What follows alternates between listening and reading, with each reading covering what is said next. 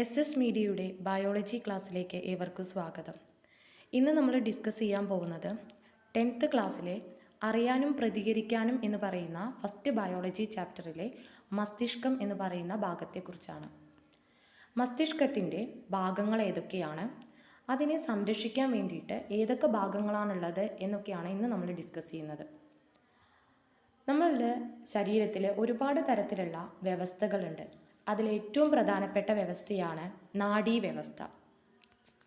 ഈ നാഡീവ്യവസ്ഥയുടെ കേന്ദ്രഭാഗമാണ് മസ്തിഷ്കം. ഈ നാഡീവ്യവസ്ഥയുടെ കേന്ദ്രഭാഗമാണ് മസ്തിഷ്കം. ഈ മസ്തിഷ്കത്തിൻ്റെ സംരക്ഷണവും പോഷണവും എങ്ങനെയൊക്കെയാണ് സാധിക്കുന്നത്, അല്ലെങ്കിൽ ഏതൊക്കെ ഭാഗങ്ങളാണ് ഇങ്ങനെ സംരക്ഷണത്തിനും അതുപോലെ തന്നെ മസ്തിഷ്കത്തിൻ്റെ പോഷണത്തിനും സഹായിക്കുന്നത്, അതിനെക്കുറിച്ചാണ് നമ്മൾ ആദ്യമായിട്ട് ഡിസ്കസ് ചെയ്യാൻ പോകുന്നത്. തലയോടിനകത്താണ് മസ്തിഷ്കം സംരക്ഷിച്ചിട്ടുള്ളത്. അപ്പോൾ തലയോട് എന്ന് പറയുന്നത് വളരെ കട്ടിയുള്ള ഒരു ഭാഗമാണ്. ഇതിനകത്താണ് നമ്മളുടെ മസ്തിഷ്കം സംരക്ഷിച്ചിട്ടുള്ളത്. കൂടാതെ മസ്തിഷ്കത്തെ പൊതിഞ്ഞ് 3 സ്തരപാളികളുള്ള മെനിഞ്ചസ് എന്ന് പറയുന്ന ഒരു ആവരണമുണ്ട്. ആ ആവരണത്തിൻ്റെ പേരാണ് മെനിഞ്ചസ്. 3 സ്തരപാളികളുള്ള മെനിഞ്ചസ്. ഇത് വളരെ ഇമ്പോർട്ടൻ്റ് ആണ്. മെനിഞ്ചസ് മസ്തിഷ്കത്തെ പൊതിഞ്ഞ് സംരക്ഷിക്കാൻ വേണ്ടിയിട്ട് സഹായിക്കുന്ന ഒരു സ്തരപാളിയാണ്. അത് 3 സ്തരപാളികളുള്ള മെനിഞ്ചസ് ആണ് മസ്തിഷ്കത്തിനുള്ളത്. മെനിഞ്ചസിൻ്റെ ആന്തരപാളികൾക്കിടയിലും മസ്തിഷ്ക അറകളിലും സെറിബ്രോസ്പൈനൽ ദ്രവം നിറഞ്ഞിരിക്കുന്നു. വളരെ ഇമ്പോർട്ടൻ്റ് ആണ് സെറിബ്രോസ്പൈനൽ ദ്രവം. ഈ സെറിബ്രോസ്പൈനൽ ദ്രവം എന്ന് പറയുന്നത് മെനിഞ്ചസിൻ്റെ ആന്തരപാളികൾക്കിടയിലും മസ്തിഷ്ക അറകളിലുമാണ് നിറഞ്ഞിട്ടുള്ളത്. ഇനി നമുക്ക് ഡിസ്കസ് ചെയ്യേണ്ടത് സെറിബ്രോസ്പൈനൽ ദ്രവത്തിൻ്റെ ധർമ്മങ്ങൾ എന്തൊക്കെയാണ് എന്നാണ്.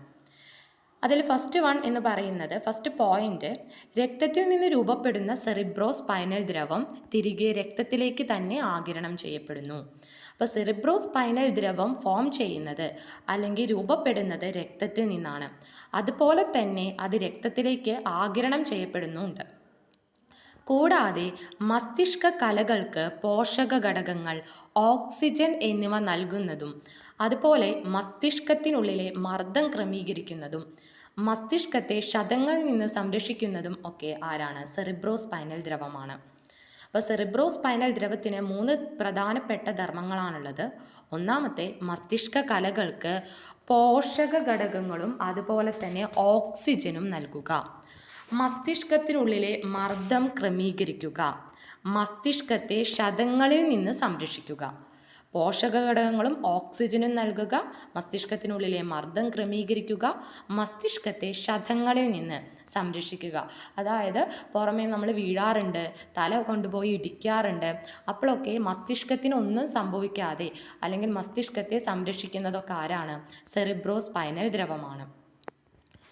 അടുത്തതായിട്ട് ഇപ്പോൾ നമ്മൾ മസ്തിഷ്കത്തെ ആരൊക്കെയാണ് സംരക്ഷിച്ചിട്ടുള്ളത് എന്ന് പറഞ്ഞു. നമ്മൾ ആദ്യം പറഞ്ഞു ഏറ്റവും പുറമെ തലയോട് എന്ന് പറയുന്ന ഒരു സംരക്ഷണ കവചമുണ്ട്.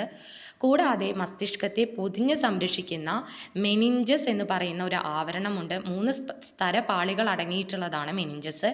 കൂടാതെ മസ്തിഷ്കത്തിൻ്റെ ഈ മെനിഞ്ചസിൻ്റെ ഇടയിലും അതുപോലെ തന്നെ മസ്തിഷ്കത്തിൻ്റെ അറകളിലൊക്കെ സെറിബ്രോസ്പൈനൽ ദ്രവവും കാണപ്പെടുന്നുണ്ട്. ഇത്രയാണ് മസ്തിഷ്കത്തിൻ്റെ സംരക്ഷിക്കുന്ന ആൾക്കാർ. അപ്പോൾ ഇനി നമുക്ക് മസ്തിഷ്കത്തിൻ്റെ ഭാഗങ്ങൾ ഏതൊക്കെയാണ് മസ്തിഷ്കത്തിൻ്റെ പ്രധാനപ്പെട്ട ഭാഗങ്ങൾ. ഇതാണ് നമ്മളുടെ തലച്ചോറിൻ്റെ അല്ലെങ്കിൽ മസ്തിഷ്കത്തിൻ്റെ ഏകദേശ രൂപം. ഇതിൽ നമുക്ക് പഠിക്കാനുള്ള 5 ഭാഗങ്ങളാണ്. നമുക്ക് പ്രധാനമായും പഠിക്കാനുള്ളത് 5 ഭാഗങ്ങളാണ്. അതിൽ ആദ്യത്തെ ആളാണ് സെറിബ്രമാണ് ആദ്യത്തെ മസ്തിഷ്ക ഭാഗം. അപ്പോൾ നോക്കുക, ഈ ചിത്രത്തിൽ നമുക്ക് കാണാം ഏറ്റവും വലിയ മസ്തിഷ്കത്തിൻ്റെ ഭാഗമാണ് സെറിബ്രം. കൂടാതെ ഇവിടെ ഈ ഭാഗത്ത് നമുക്ക് ധാരാളം ചുളിവുകളും അതുപോലെ തന്നെ മടക്കുകളും കാണാൻ പറ്റുന്നുണ്ട്. ഇതൊക്കെ എന്താണ്?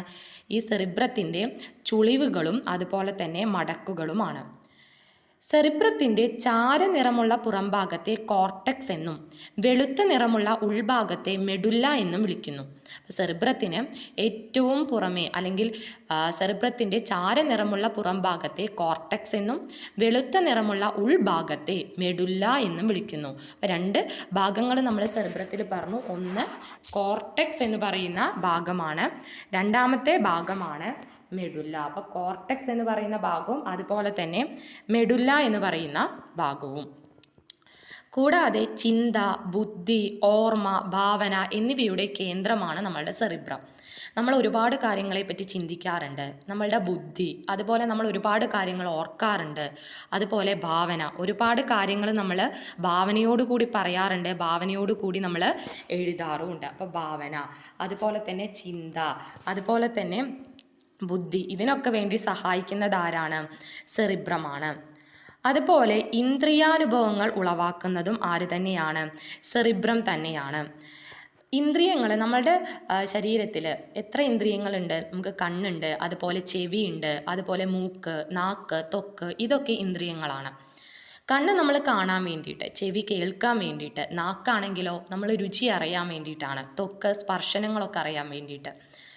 അങ്ങനെയുള്ള ഇന്ദ്രിയാനുഭവങ്ങളെ ഉളവാക്കുന്നതാരാണ്? സെറിബ്രമാണ്. അതുപോലെ തന്നെ ഐച്ഛിക ചലനങ്ങളെ നിയന്ത്രിക്കുന്നതും സെറിബ്രമാണ്. എന്താണ് ഐച്ഛിക ചലനം?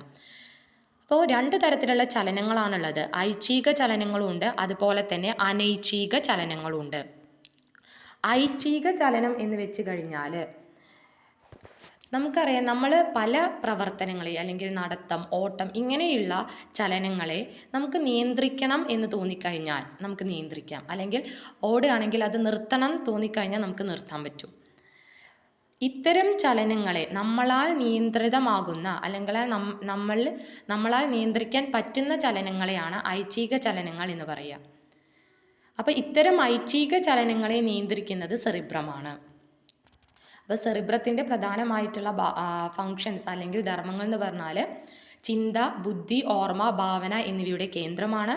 ഇന്ദ്രിയാനുഭവങ്ങൾ ഉളവാക്കുന്നു, ഐച്ഛിക ചലനങ്ങളെ നിയന്ത്രിക്കുന്നു.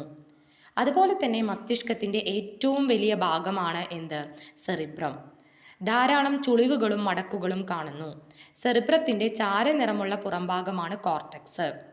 വെളുത്ത നിറമുള്ള ഉൾഭാഗത്തെ മെഡുല്ല എന്നും വിളിക്കുന്നു. രണ്ടാമത്തെ പ്രധാനമായിട്ടുള്ള ഭാഗമാണ് സെറിബെല്ലം. സെറിബെല്ലം എന്ന് പറയുന്നത്, ഇവിടെ ശ്രദ്ധിക്കുക, സെറിബെല്ലം ചിത്രത്തിൽ ശ്രദ്ധിക്കുക, ഈ ഒരു ഭാഗമാണ് എന്ത്? സെറിബ്രെല്ലം എന്ന് പറയുന്നത്. സെറിബെല്ലം എന്ന് പറയുന്നത് ഈ ഭാഗത്തെയാണ് നമ്മൾ സെറിബെല്ലം എന്ന് പറയുക. സെറിബെല്ലം മസ്തിഷ്കത്തിൻ്റെ രണ്ടാമത്തെ വലിയ ഭാഗമാണ്. അപ്പോൾ സെറിബ്രം കഴിഞ്ഞു കഴിഞ്ഞാൽ ഏറ്റവും വലിയ ഭാഗം തന്നെയാണ്. സെറിബ്രം കഴിഞ്ഞാൽ ഏറ്റവും വലിയ ഭാഗമാണ് സെറിബെല്ലം. സെറിബ്രത്തിന് പിന്നിൽ 2 ദളങ്ങളായി കാണുന്നു. അപ്പോൾ ഈ ചിത്രത്തിൽ ശ്രദ്ധിക്കുക, ഇത് ഒന്നാമത്തെ ദളം, ഇത് രണ്ടാമത്തെ ദളം. അപ്പോൾ 2 ദളങ്ങളായാണ് കാണുന്നത്. ധാരാളം ചുളിവുകളും ചാലുകളും കാണുന്നുണ്ട്. പേശി പ്രവർത്തനങ്ങളെ ഏകോപിപ്പിച്ച് ശരീര തുലന നില പാലിക്കുന്നു. പേശി പ്രവർത്തനം എന്ന് പറഞ്ഞു കഴിഞ്ഞാൽ നമ്മളുടെ എല്ലാ ചലനങ്ങൾക്കും പേശികൾ സഹായിക്കുന്നുണ്ട്. നമ്മളുടെ എല്ലാ ചലനങ്ങളും പേശികളെ ഇൻവോൾവ് ചെയ്യുന്നുണ്ട്. അപ്പോൾ ഇങ്ങനെയുള്ള പേശി പ്രവർത്തനങ്ങളെ ഏകോപിപ്പിച്ച് ശരീര തുലന നില പാലിക്കുന്നു. അതായത് നമ്മളെ ബാലൻസ് ചെയ്യാൻ സഹായിക്കുന്നത് സെറിബെല്ലമാണ്. അപ്പോൾ സെറിബെല്ലത്തിന് പ്രധാനമായിട്ടുള്ള ധർമ്മം എന്ന് പറയുന്നത് പേശി പ്രവർത്തനങ്ങളെ ഏകോപിപ്പിച്ച് ശരീര തുലന നില പാലിക്കുന്നു. മസ്തിഷ്കത്തിൻ്റെ രണ്ടാമത്തെ വലിയ ഭാഗമാണ്. സെറിബ്രത്തിനു പിന്നിൽ താഴെ 2 ദളങ്ങളായാണ് കാണുന്നത്. ധാരാളം ചുളിവുകളും ചാലുകളും കാണുന്നുണ്ട്. അടുത്ത പ്രധാനപ്പെട്ട ഭാഗമാണ് മെഡുല്ല ഒബ്ലോങ്കേറ്റ. മെഡുല്ല ഒബ്ലോങ്കേറ്റ സെറിബ്രത്തിനു ചുവടെ സെറിബെല്ലത്തോട് ചേർന്ന് ദണ്ഡാകൃതിയിൽ കാണപ്പെടുന്നു. ഇവിടെ ദണ്ഡാകൃതിയിൽ കാണപ്പെടുന്ന ഈ ഭാഗത്തെ പറയുന്ന പേരാണ് മെഡുല്ല ഒബ്ലോങ്കേറ്റ. ഹൃദയസ്പന്ദനം, ശ്വാസോച്ഛ്വാസം എന്നീ അനൈച്ഛിക പ്രവർത്തനങ്ങളെ നിയന്ത്രിക്കുന്നു. മുന്നേ നമ്മൾ ഐച്ഛിക പ്രവർത്തനങ്ങൾ പറഞ്ഞു, ഇവിടെ പറഞ്ഞത് അനൈച്ഛിക പ്രവർത്തനങ്ങളാണ്. അനൈച്ഛിക പ്രവർത്തനം എന്ന് പറഞ്ഞു കഴിഞ്ഞാൽ നമ്മളാൽ നിയന്ത്രിക്കാൻ പറ്റാത്ത ചലനങ്ങളാണ് അല്ലെങ്കിൽ പ്രവർത്തനങ്ങളാണ്. അപ്പോൾ ഹൃദയസ്പന്ദനം എന്ന് പറയുന്നത് നമ്മൾക്ക് നിർത്തണം എന്ന് തോന്നിക്കഴിഞ്ഞാൽ അത് നിർത്താൻ പറ്റില്ല. ശ്വാസോച്ഛ്വാസം എന്ന് പറഞ്ഞാൽ നമുക്ക് നിർത്തണം എന്ന് തോന്നിക്കഴിഞ്ഞാൽ നമുക്ക് നിർത്താൻ പറ്റില്ല. അത്തരം ചലനങ്ങളെ നിയന്ത്രിക്കുന്നത്, അത്തരം പ്രവർത്തനങ്ങളെ നിയന്ത്രിക്കുന്നത് മെഡുല്ല ഒബ്ലോങ്കേറ്റയാണ്. അപ്പോൾ പ്രധാനമായിട്ടും അനൈച്ഛിക പ്രവർത്തനങ്ങളെ നിയന്ത്രിക്കുന്നത് മെഡുല്ല ഒബ്ലോങ്കേറ്റയാണ്. അടുത്ത ഭാഗമാണ് തലാമസ്. ചിത്രത്തിൽ നോക്കുക, തലാമസ്. ഈ ഭാഗത്തെയാണ് തലാമസ് എന്ന് പറയുക. ചിത്രത്തിൽ ശ്രദ്ധിക്കുക, ഈ ഭാഗത്തെയാണ് നമ്മൾ എന്ത് പറയുക? തലാമസ് എന്ന് പറയുന്നത്. അപ്പോൾ തലാമസിൻ്റെ പ്രധാനമായിട്ടുള്ള ഫങ്ഷൻസും അതുപോലെ തന്നെ പ്രത്യേകതകളും എന്തൊക്കെയാണെന്ന് നോക്കാം. സെറിബ്രത്തിന് താഴെയായി കാണപ്പെടുന്നു. ഇവിടെ ശ്രദ്ധിച്ചാൽ കാണാം, സെറിബ്രത്തിന് താഴെയായാണ് കാണുന്നത്. സെറിബ്രത്തിലേക്കും സെറിബ്രത്തിൽ നിന്നുമുള്ള ആവേഗ പുനഃപ്രസരണ കേന്ദ്രം. ശരീരത്തിൻ്റെ വിവിധ ഭാഗങ്ങളിൽ നിന്നുമുള്ള ആവേഗങ്ങളെ പരിശോധിച്ച് പ്രാധാന്യമുള്ളവയെ സെറിബ്രത്തിലേക്ക് അയക്കുകയാണ് ചെയ്യുന്നത്. ആര്? തലാമസ്. അപ്പോൾ ശരീരത്തിൻ്റെ വിവിധ ഭാഗങ്ങളിൽ നിന്നുമുള്ള ആവേഗങ്ങളെ പരിശോധിച്ച് പ്രാധാന്യമുള്ളവയെ സെറിബ്രത്തിലേക്ക് അയക്കുന്നത് ആരാണ്? തലാമസ് ആണ്. സെറിബ്രത്തിന് താഴെയായാണ് കാണുന്നത് ആവേഗ പുനഃപ്രസരണ കേന്ദ്രം. അത് ശ്രദ്ധിക്കുക, ആവേഗ പുനഃപ്രസരണ കേന്ദ്രം. അപ്പോൾ ആവേഗ പുനഃപ്രസരണ കേന്ദ്രം തലാമസ് ആണ്. അടുത്ത പ്രധാനപ്പെട്ട ഭാഗമാണ് ഹൈപ്പോ തലാമസ്. തലാമസിന് തൊട്ട് താഴെയാണ് ഹൈപ്പോ തലാമസ് കാണുക. ചിത്രത്തിൽ ശ്രദ്ധിക്കുക, ഇതാണ് തലാമസ്. ഇവിടെയായിട്ടാണ് തലാമസ് കാണുന്നത്. ഈ തലാമസിന് തൊട്ട് താഴെ കാണപ്പെടുന്നതാണ് ഹൈപ്പോ തലാമസ്. ആന്തര സമസ്ഥിതി പാലനത്തിന് സഹായിക്കുന്നതാരാണ്? ഹൈപ്പോ തലാമസ് ആണ്. അപ്പോൾ എക്സാമിന് വരാവുന്ന ക്വസ്റ്റ്യൻസ് ഏതൊക്കെയാണെന്ന് നോക്കിക്കഴിഞ്ഞാൽ, ഐച്ഛിക ചലനങ്ങളെ നിയന്ത്രിക്കുന്ന ഭാഗം ഏതാണ്? സെറിബ്രമാണ്. ചിന്ത, ബുദ്ധി, ഓർമ്മ, ഭാവന എന്നിവയുടെ കേന്ദ്രം സെറിബ്രമാണ്. ഇന്ദ്രിയാനുഭവങ്ങൾ ഉളവാക്കുന്നത് സെറിബ്രമാണ്. മസ്തിഷ്കത്തിൻ്റെ ഏറ്റവും വലിയ ഭാഗം സെറിബ്രമാണ്. പേശി പ്രവർത്തനങ്ങളെ ഏകോപിപ്പിച്ച് ശരീര തുലനനില പാലിക്കുന്നത് സെറിബ്രമാണ്. മസ്തിഷ്കത്തിൻ്റെ രണ്ടാമത്തെ വലിയ ഭാഗം പേശി പ്രവർത്തനങ്ങളെ ഏകോപിപ്പിച്ച് ശരീര തുലനനില പാലിക്കുന്നത് നമ്മളുടെ സെറിബെല്ലമാണ്. അപ്പോൾ പേശി പ്രവർത്തനങ്ങളെ ഏകോപിപ്പിച്ച് ശരീര തുലനനില പാലിക്കുന്നത് സെറിബെല്ലമാണ്. മസ്തിഷ്കത്തിൻ്റെ രണ്ടാമത്തെ വലിയ ഭാഗവും സെറിബെല്ലമാണ്. മാറിപ്പോവരുത്, സെറിബ്രവും സെറിബെല്ലവും തമ്മിൽ മാറരുത്. സെറിബെല്ലം എന്ന് പറയുന്നത് പേശി പ്രവർത്തനങ്ങളെ ഏകോപിപ്പിച്ച് ശരീര തുലനനില പാലിക്കുന്നു. അതുപോലെ മസ്തിഷ്കത്തിൻ്റെ രണ്ടാമത്തെ വലിയ ഭാഗമാണ്. ഇനി ആവേഗ പുനഃപ്രസരണ കേന്ദ്രം ഏതാണെന്ന് ചോദിച്ചാൽ തലാമസ് ആണ്. സെറിബ്രത്തിന് താഴെയായി കാണപ്പെടുന്നതും തലാമസ് ആണ്. ശരീരത്തിൻ്റെ വിവിധ ഭാഗങ്ങളിൽ നിന്നുമുള്ള ആവേഗങ്ങളെ പരിശോധിച്ച് പ്രാധാന്യമുള്ളവ സെറിബ്രത്തിലേക്ക് അയക്കുന്നതും ആര് തന്നെയാണ്? തലാമസ് ആണ്. അപ്പോൾ പ്രത്യേകം ശ്രദ്ധിക്കേണ്ട പോയിന്റാണ് ആവേഗ പുനഃപ്രസരണ കേന്ദ്രം, അത് തലാമസ് ആണ്. ആന്തര സമസ്ഥിതി പാലനത്തിന് സഹായിക്കുന്നത് ഹൈപ്പോ തലാമസ് ആണ്. ഇമ്പോർട്ടൻ്റ് ആണ്, ആന്തര സമസ്ഥിതി പാലനം ഹൈപ്പോ തലാമസ്. അതുപോലെ തന്നെ അനൈച്ഛിക പ്രവർത്തനങ്ങളെ നിയന്ത്രിക്കുന്നത് മെഡുല്ല ഒബ്ലോങ്കേറ്റ ആണ്. അനൈച്ഛിക പ്രവർത്തനം അതും ചോദിക്കാറുണ്ട്, മെഡുല്ല ഒബ്ലോങ്കേറ്റ. ഇത്രയാണ് മസ്തിഷ്കത്തിൻ്റെ ഘടനയും അതുപോലെ തന്നെ ധർമ്മങ്ങളും. ഇന്നത്തെ ക്ലാസ് എല്ലാവർക്കും മനസ്സിലായി എന്ന് വിചാരിക്കുന്നു. അടുത്ത ഒരു ബയോളജി ടോപ്പിക്കുമായിട്ട് അടുത്ത ക്ലാസ്സിൽ കാണാം.